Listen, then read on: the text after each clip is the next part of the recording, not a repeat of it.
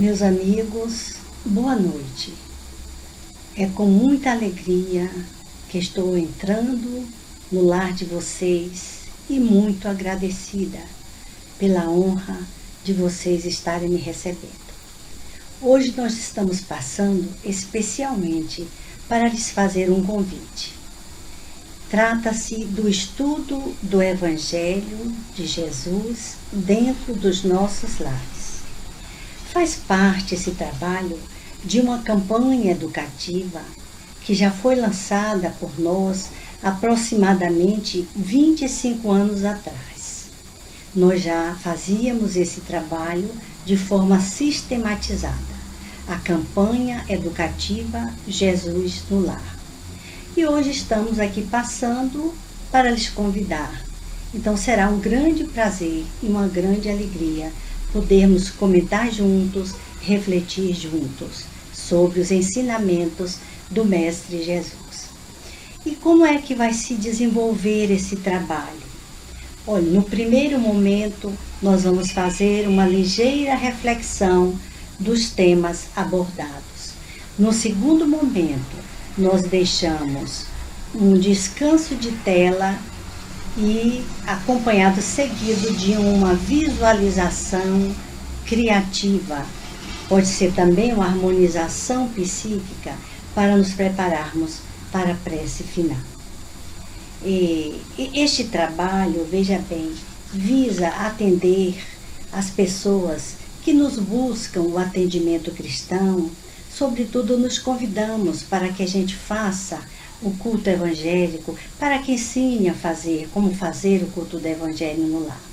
E nada mais, digamos assim, objetivo e feliz do que aproveitar da mídia, do que aproveitar, digamos assim, dos nossos recursos nesse momento tão, digamos assim, tão maravilhosos, que facilita que a gente entre, que a gente converse, que a gente ore.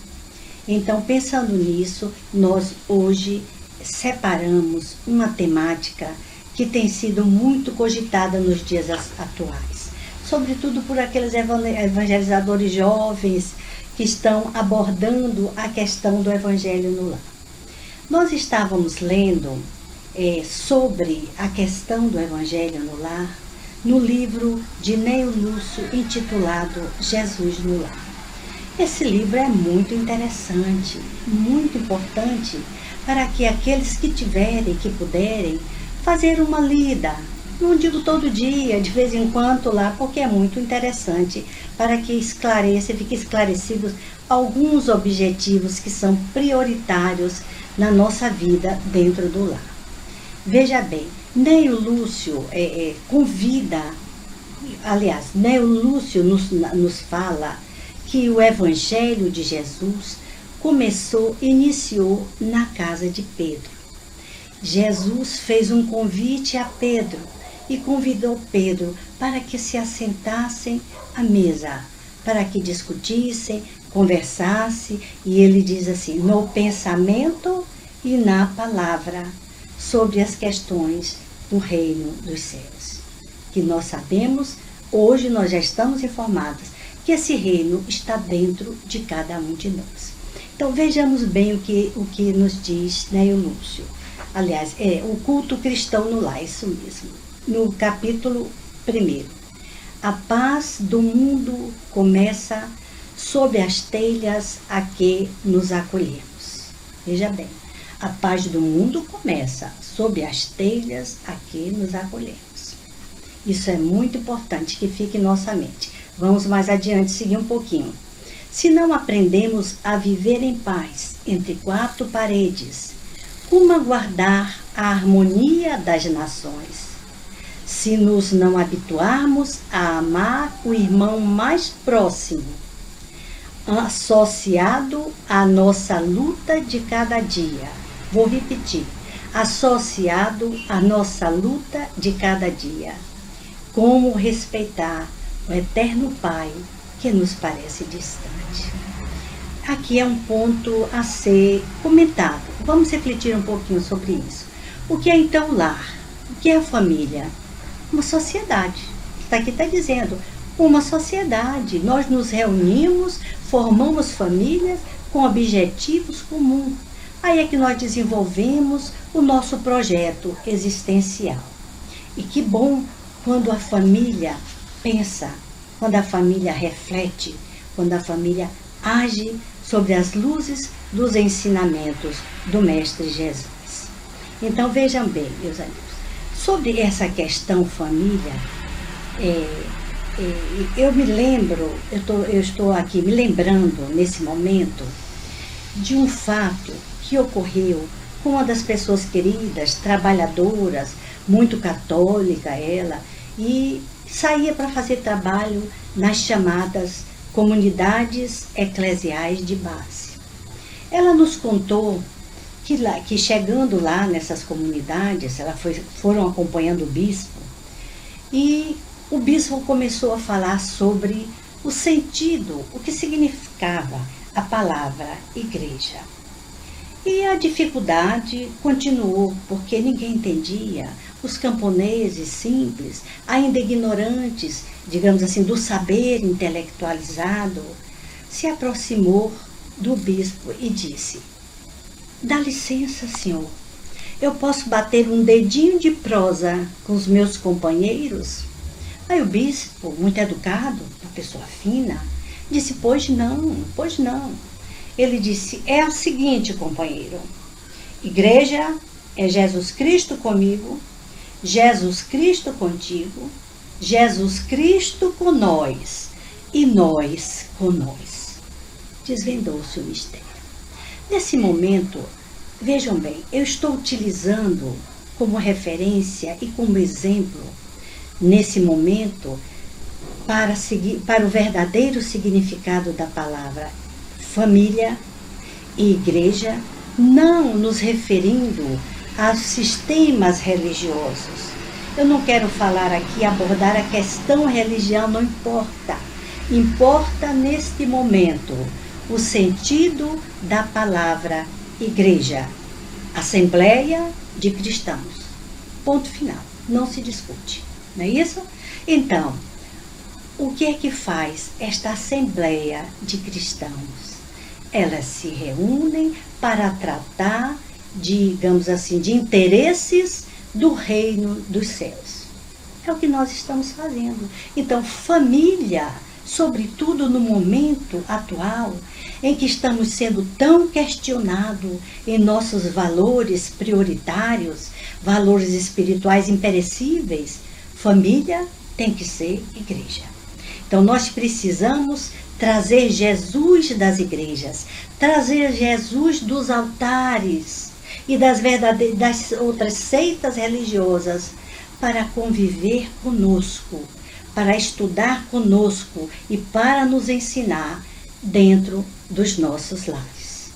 Eu não sei se eu estou sendo clara, mas para mim, neste momento atual das minhas reflexões, eu tenho pensado muito nesse sentido de família como igreja. Unidos assim, um com o outro. Ninguém larga a mão de ninguém. Todos juntos, sem se apartar.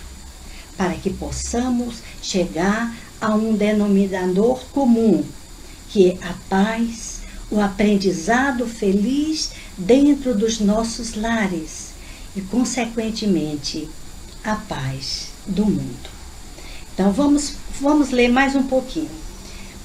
Veja bem, eu achei também interessante, para a gente iniciar esse nosso trabalhozinho, ver a importância do que é o Evangelho dentro do lar.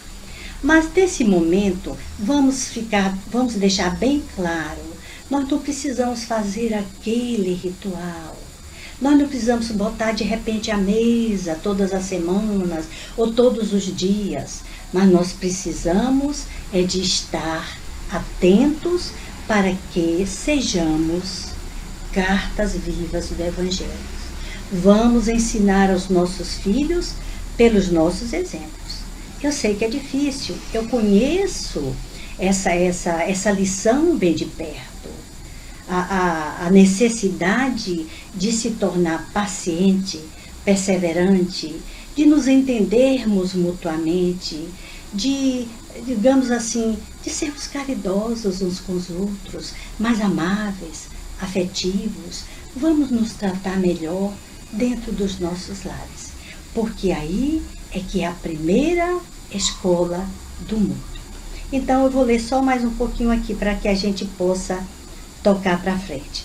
Por que não instalar, veja bem, Jesus fazendo o convite a Pedro, por que não instalar ao redor dela, ele está falando da mesa, a sementeira da felicidade e da paz, na conversação e no pensamento? Olha que interessante. Por que não instalar ao redor da mesa? Qual é o significado de mesa? Mesa, símbolo. E o significado? O lugar onde nós recebemos, onde nós repartimos o nosso pão, o pão de cada dia, onde nós recebemos o nosso alimento.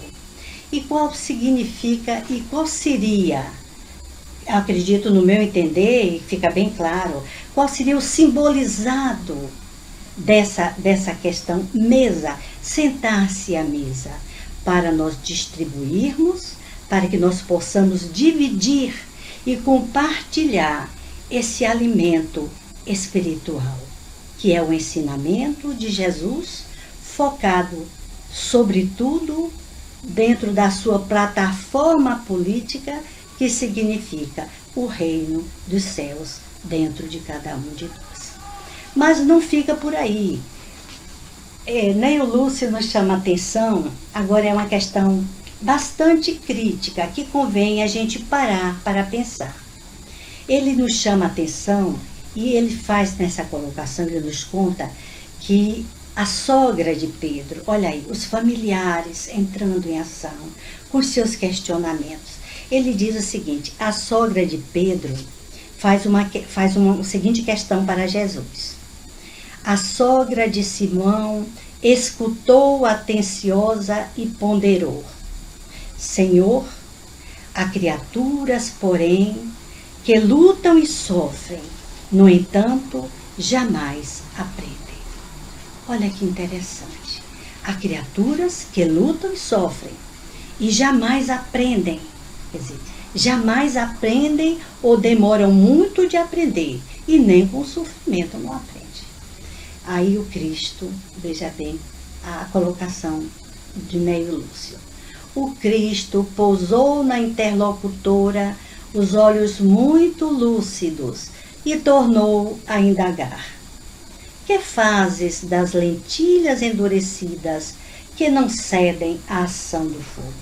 Olha que metodologia de ação maravilhosa que ele usa nas parábolas, que é uma metodologia do Cristo. Ele vai justamente pegando, buscando tudo aquilo que está próximo da pessoa, tudo que faz parte da sua vida, do seu cotidiano, para que nesse exercício de comparação nós possamos melhor entender a mensagem do reino dos céus. E quando ele coloca aqui lentilhas endurecidas, veja bem o que ela responde. Ele pergunta a Jesus, né? Que fazes? Ela diz: sem dúvida. Olha que ele faz uma pergunta. Ela faz uma resposta, ele lhe devolve a pergunta. E você, o que acha? Para que cada um de nós possamos elaborar os nossos conceitos, a maneira como nós estamos vendo e interpretando a verdade que é Deus em nós. Então, ele não dá a coisa pronta, entende? Isso aí faz parte também de uma maiêutica socrática. É uma espécie de diálogo. Devolve, vai, volta. E você, o que é que acha? Então, aí vai digamos assim, suscitando daquele que questiona, buscar as suas próprias respostas, porque aí ele vai passar por uma experiência profunda. Não é uma questão, como diz Emmanuel, de psiquismo por alguns dias, mas a questão do saber que nos libera, que nos leva ao verdadeiro aprendizado. É justamente a ideia levada para o nosso sentimento e a nossa ação. Aí nós amamos, nós aprendemos e nós realizamos com amor. Só assim nós podemos dizer que existe aprendizado. Quando assimilamos, quando esta verdade, este conceito, esta noção do reino dos céus, aquilo que tanto desejamos e precisamos aprender, fazem parte de nós, no momento em que passa por uma experiência profunda de aprendizado. Aí Jesus disse assim, sem dúvida, ela responde, atiro-as ao monturo porque feririam a boca do comensal descuidado e confiante. Ao que Jesus lhe responde, ocorre o mesmo, terminou o mestre, com a alma rebelde às sugestões edificantes do lar. A luta comum mantém a fervura benéfica. Todavia, quando chega a morte, a grande selecionadora do alimento espiritual para os celeiros do nosso Pai, os corações que não cederam ao calor santificante, mantendo-se na mesma dureza dentro da qual foram conduzidos ao fogo bendito da carne, serão lançados fora. Olha, meus amigos, eu achei isso de uma maravilha, eu achei isso assim tão importante que eu quis neste momento compartilhar com vocês. O que seriam essas lentilhas endurecidas?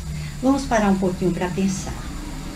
O que é que são as almas endurecidas? São aquelas almas teimosas, aquelas pessoas renitentes, são aqueles que resistem ao aprendizado. E como diz o sábio Pietro Baldi, a resistência faz parte da prova. Enquanto resistirmos, nós estamos em provação. E esse endurecimento nada mais é do que os pensamentos cristalizados no nível da nossa consciência, ou seja, lá no nosso inconsciente, pensamentos endurecidos, ou seja, esquemas comportamentais repetidos, condicionados. E quando a gente aqui volta, através das vidas sucessivas, desses momentos de aprendizado comum, nós passamos o quê? Nós passamos a modificar esses comportamentos. Portanto, não estamos aqui para pagar nada, absolutamente nada. A lei de Deus é a lei do amor, que traça para todos nós o limite das nossas necessidades.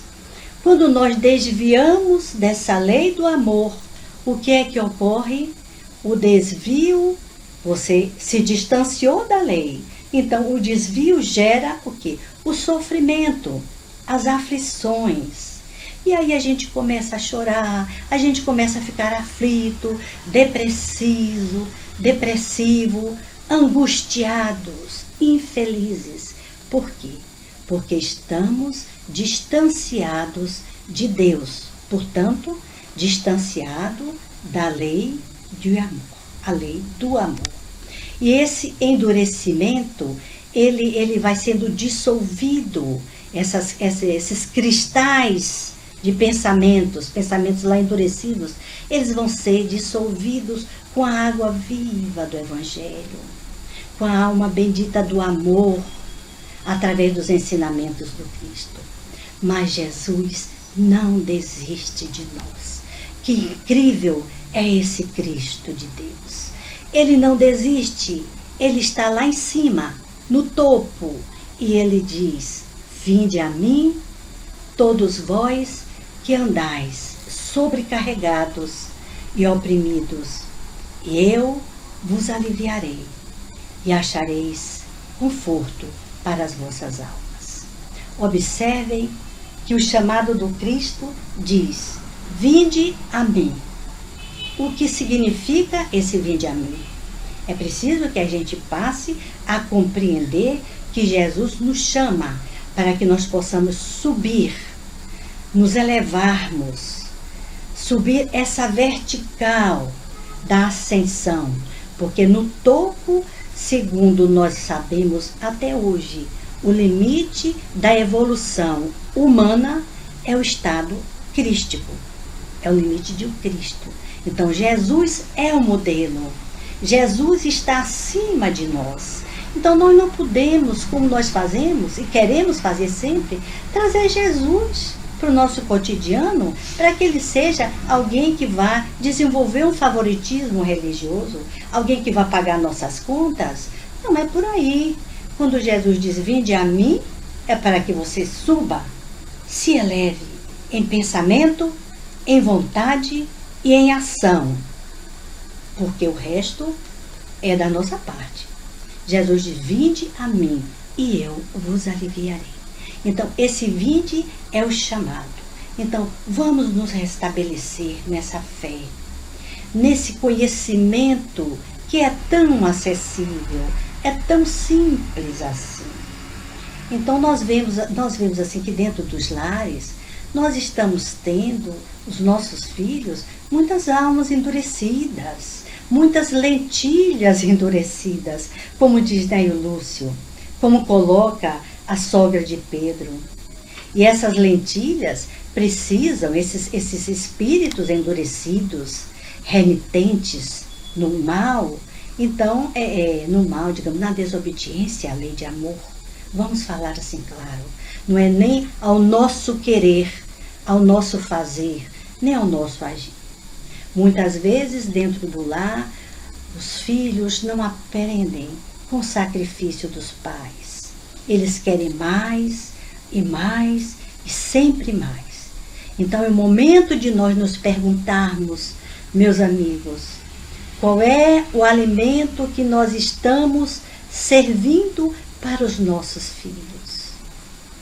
Quais são as lentilhas que estão sendo bem tratadas, bem cozidas, amolecidas para serem, digamos assim, saboreadas por todos esses que participam dessa nossa, digamos assim, desse nosso banquete de amor e de luz.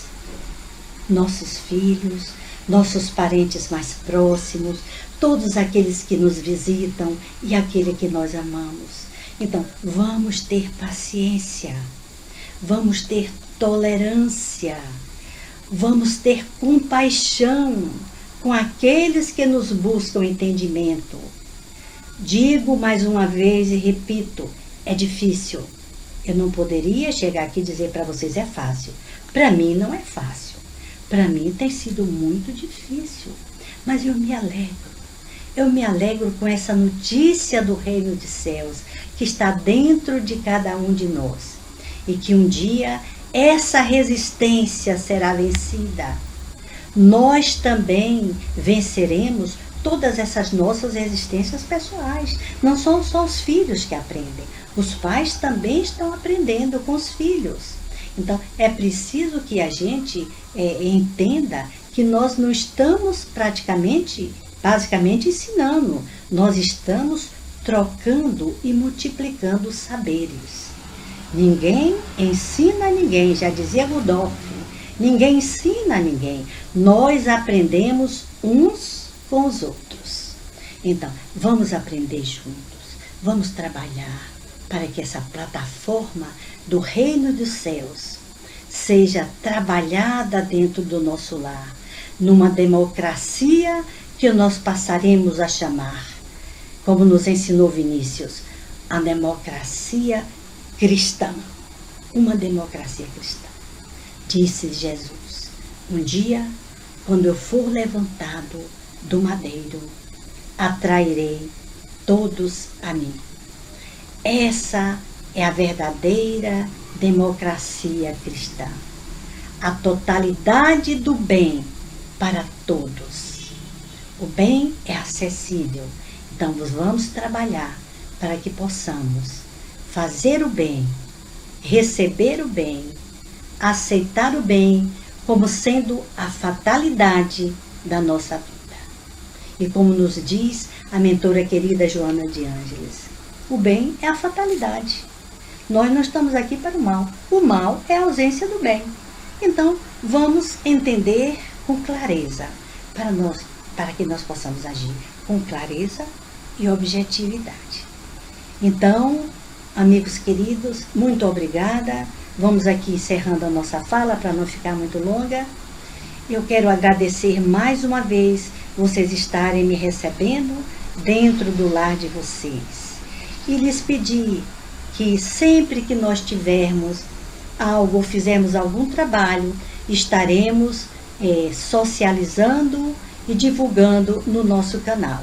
Por isso, se inscrevam no canal, não se esqueça de dar o seu like para que o canal tenha maior visibilidade. E, com a graça de Deus, vamos nos despedindo e que Deus nos permita que no próximo encontro estejamos juntos. Você, eu, Deus e nós. Muita paz nos vossos lares. Que Deus esteja presente sempre em nossos corações. Adiante, adiante com Jesus.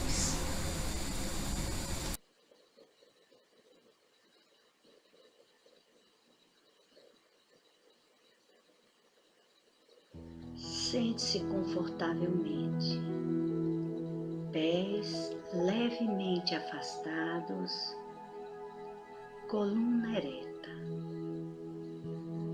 Feche os olhos. Observe a sua respiração. Respire lenta e profundamente.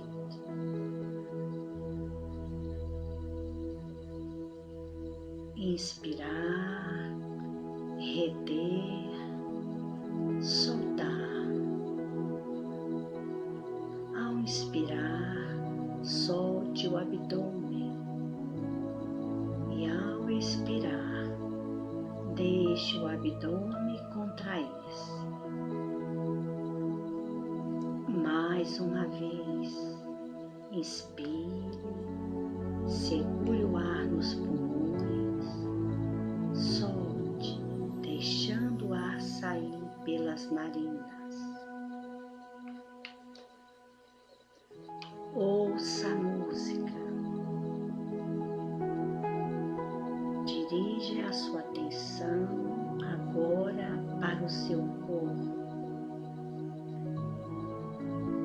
Relaxe os pés, as pernas. Relaxe as coxas, os quadris, relaxe toda a região lombar. Continue enviando a sua atenção para o seu tronco. Relaxe o tronco. Relaxe os braços, relaxe o ombro, pescoço, relaxe a nuca. Diga para cada parte do seu corpo, relaxe. Relaxe agora o rosto. Relaxe todos os músculos da face. Sorria. Agora, mentalize a sua cabeça. Relaxe todo o couro cabeludo. Sinta-se tranquilo. Continue respirando normalmente, naturalmente. Se pensamentos vierem, concentre-se na sua respiração. Agora eu lhe convido a fazer um pequeno exercício de visualização criativa.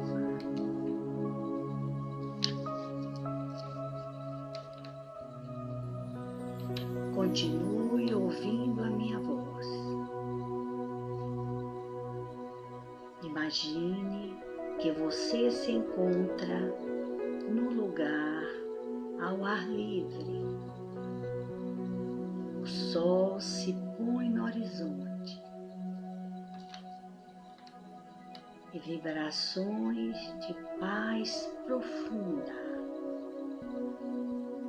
e uma suave aragem toma conta deste ambiente. De algum ponto do universo surge uma luz que brilha fortemente. Esta luz emite raios dourados e vem em sua direção. Aproxima-se mais e mais e envolve todo o seu ser. E você se sente envolvido nessas vibrações de profundo amor. A luz do Cristo eterno agora irradia do seu coração, tocando todos e tudo à sua volta. Os raios de luz dourada, como um farol, ilumina todas as pessoas, todo o ambiente do seu lar.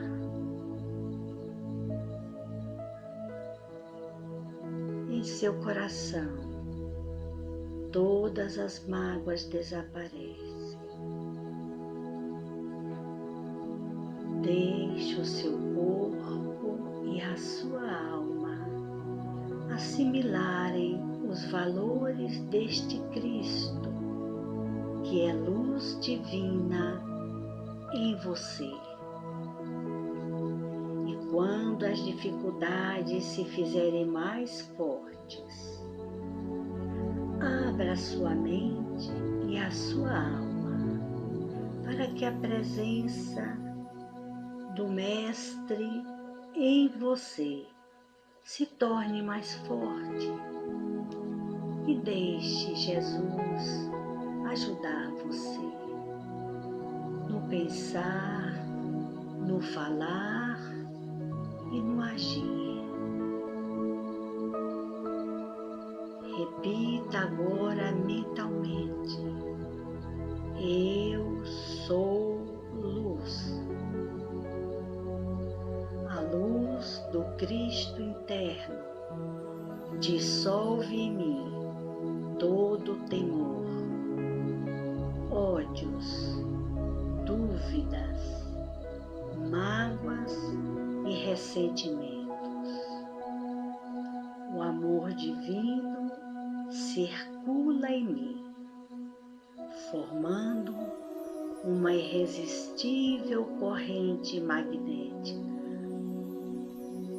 Só vejo a perfeição e atraio o que me pertence por lei divina. Deus é em mim. Eu sou. Eu sou. Eu sou. Vá aos poucos, lentamente, retornando ao ambiente do seu lar. E seja presença de luz. Abra os olhos. Agradeçamos a Deus todas as bênçãos recebidas. Que a paz, o amor e a misericórdia permaneçam no ambiente do nosso lar. Que Deus, nosso Pai, amigo, amoroso, se torne presentes em todos os nossos corações. Que assim seja.